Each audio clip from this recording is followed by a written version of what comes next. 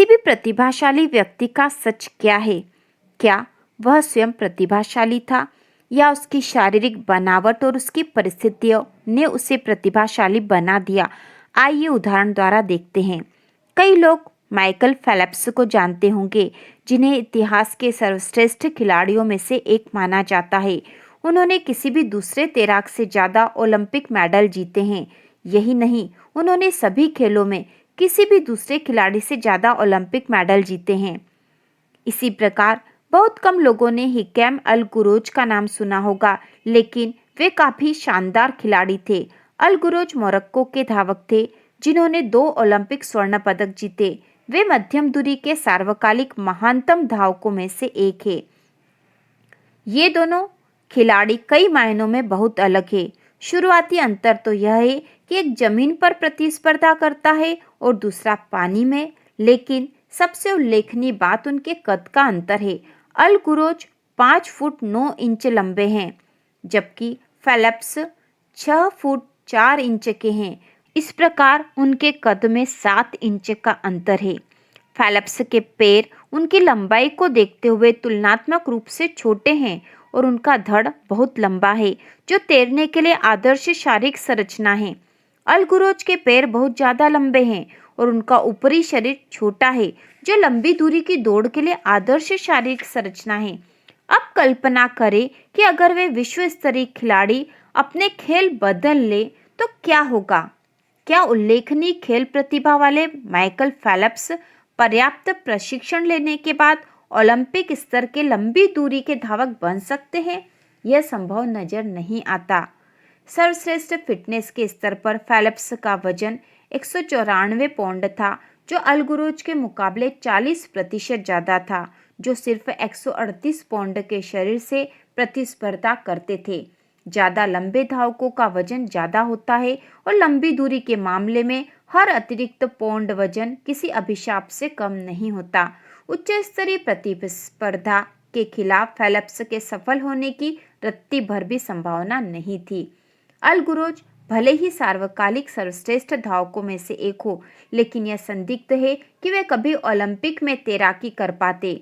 पुरुषों की 1500 मीटर की रेस में 1976 से ओलंपिक स्वर्ण पदक विजेता तैराकों का औसत कद 5 फुट 10 इंच है।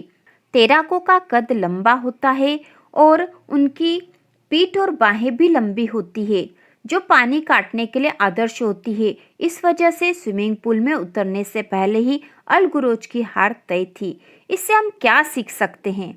इससे हम यह सीख सकते हैं कि प्रतिस्पर्धा का सही क्षेत्र चुनना अपनी सफलता की संभावनाओं को अधिकतम करने का रहस्य है।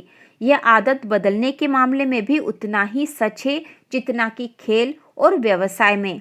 जब आपके आदतन व्यवहार आपके नैसर्गिक रुझानों तथा योग्यताओं के सामंजस्य में होते हैं, तो उन्हें करना ज़्यादा आसान और उनसे चिपके रहना ज़्यादा संतुष्टिदायक होता है।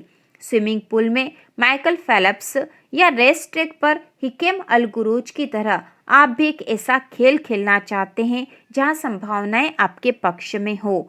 इस रणनीति को पहचानने से पहले हमें इस सरल सत्य को स्वीकार करना होगा कि लोग अलग अलग योग्यताओं के साथ पैदा होते हैं।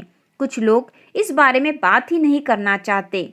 सतही तौर पर तो ऐसा लगता है जैसे आपके जीन्स निश्चित है और उन चीजों पर क्या बात करना जिन्हें आप नियंत्रित नहीं कर सकते। इसके अलावा जैविक नीतिवाद जैसे वाक्यांशों से ऐसा लगता है कि कुछ व्यक्तियों की सफलता जन्म से ही तय होती है और बाकी लोग असफल होने के लिए अभिशप्त होते हैं। लेकिन यह मानव व्यवहार पर जीन्स के प्रभाव का अदूरदर्शी नजरिया है। जेनेटिक्स या आनुवंशिकी की शक्ति ही इसकी कमजोरी है। जीन्स को आसानी से नहीं बदला जा सकता, जिसका मतलब है कि वे अनुकूल परिस्थितियों में जबरदस्त फायदा पहुंचाते हैं और प्रतिकूल परिस्थितियों में गंभीर नुकसान करते हैं। अगर आप बास्केटबॉल खेलना चाहते हैं तो 7 फुट लंबे होना बहुत उपयोगी होगा। दूसरी तरफ अगर आप जिम्नास्टिक करना चाहते हैं तो 7 फुट का कद काफी बड़ी बाधा होता है। हमारा परिवेश ही हमारे जीन्स की उपयुक्तता और हमारी नैसर्गिक योग्यताओं की उपयोगिता को तय करता है। जब हमारा परिवेश बदलता है तो सफलता को तय करने वाले गुण भी बदल जाते हैं। यह केवल शारीरिक विशेषताओं के बारे में ही नहीं बल्कि मानसिक विशेषताओं के बारे में भी सही है। अगर आप मुझसे आदतों और व्यवहार और मानव व्यवहार पर बात करें तो मैं चतुर हूँ, लेकिन जब बुनाई, रॉकेट या गिटार के तारों पर बात की जाए तो मैं ज्यादा चतुर नहीं हूँ। सक्षमता पृष्ठभूमि पर बहुत ज्यादा निर्भर होती है। किसी भी प्रतिस्पर्धी क्षेत्र के शिखर पर रहने वाले लोग सिर्फ अच्छी तरह प्रशिक्षित ही नहीं होते बल्कि वे उस काम के लिए अच्छी तरह उपयुक्त भी होते हैं। इसलिए अगर आप सचमुच महान बनना चाहते हैं तो ध्यान केंद्रित करने के लिए सही जगह चुनना अत्यंत महत्वपूर्ण होता है।